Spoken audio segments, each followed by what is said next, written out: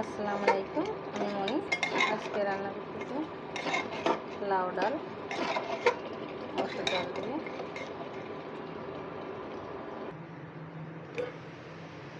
তার সাথে রান্না করতেছি পুঁই শাক ভাজি।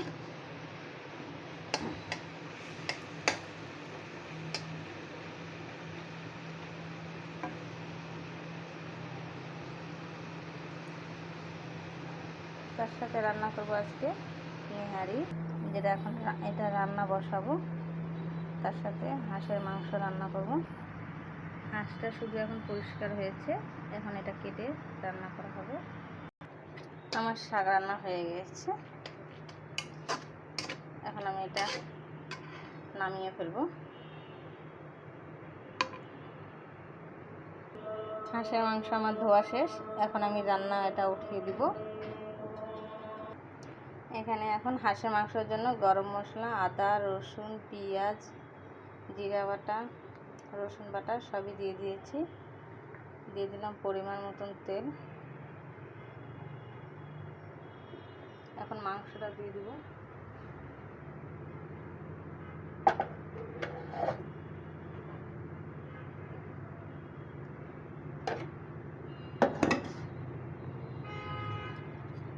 মরিচ বাটা সবই দিয়েছি।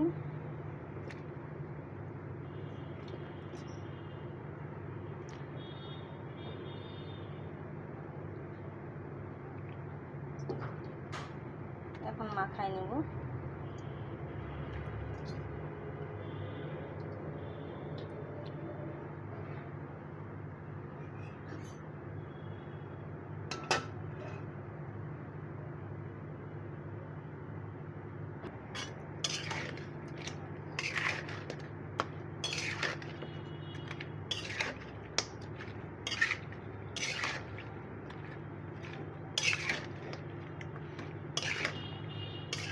এবার মেখে চুকে দিলে না সুন্দর হয়, কষাইতে কষাইতে জিনিসটার ফ্লেভারটা খুবই সুন্দর হয়।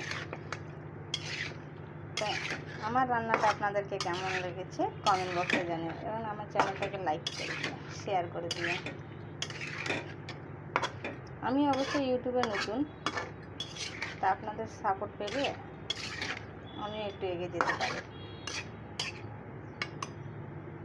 আপনারা কে কোথা থেকে আমার ভিডিওটা দেখতেছেন কমেন্ট বক্সে জানিয়ে।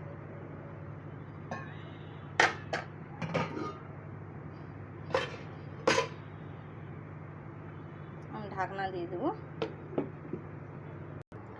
এখন মাখাবো চিকেন ফ্রাইয়ের জন্য ম্যারিনেট করে রেখে দেব। এখানে দিয়ে দিলাম ময়দা,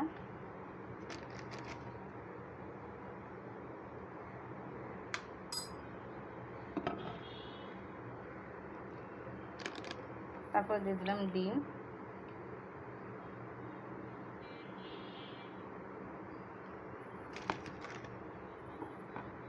এখানে আদা রসুন সব আমি দিয়েছি, মরিচের গুঁড়া, গরম মশলা সব দেওয়া হয়ে গেছে। এখন এটাকে মাখায় রেখে দিব।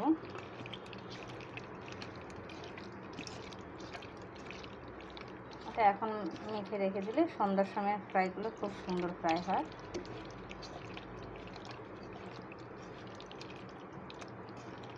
সব মশলা আমি আগে দিয়েছি।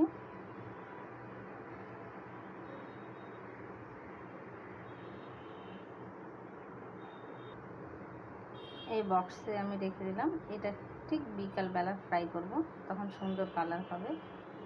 তা আমার রেসিপি আপনাদেরকে কেমন লেগেছে কমেন্ট বক্সে জানিয়ে।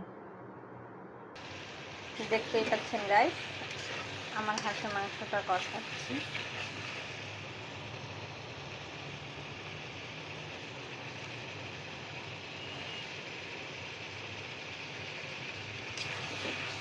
আমার হাঁসের মাংস কালার কত সুন্দর এসেছে।